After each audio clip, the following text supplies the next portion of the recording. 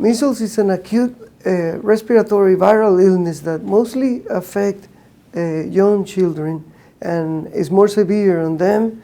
Manifests usually with runny nose, hacking cough, congestion, and associated with very high fever, 103 or 105. You're ill, you don't want to eat, you don't want to move, and 2 to 4 days after the beginning of the symptoms with the fever, you develop a rash that usually starts on the face and progresses to the body. This is also associated with significant malaise, highly contagious infection. So if you're exposed to measles and you're not immune, 90% of the times you will contract the disease.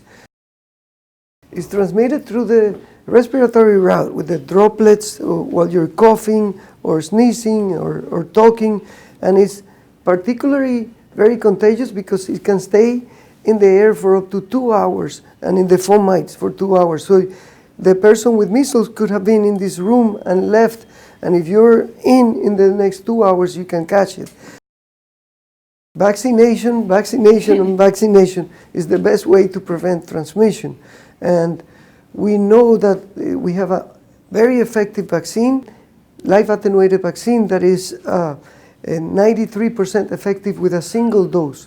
And that 7% of the people who don't respond to the single dose with a booster or a second dose, it will be 99 up to 99% immunogenic. So it's very effective if we can use 2 doses. And during epidemics, we can give 2 doses 20 days apart.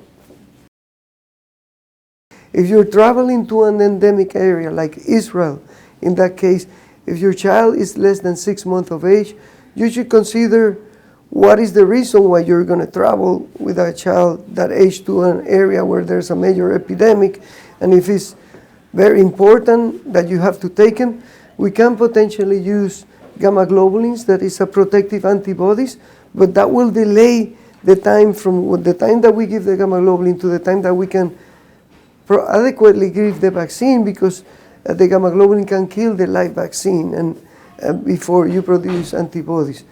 If you're older than a year and you only have 1 dose of vaccine and you're going to an endemic area, the recommendation is to give a second dose 28 days after the first dose, or if you only have 1 dose, get a second dose before you travel.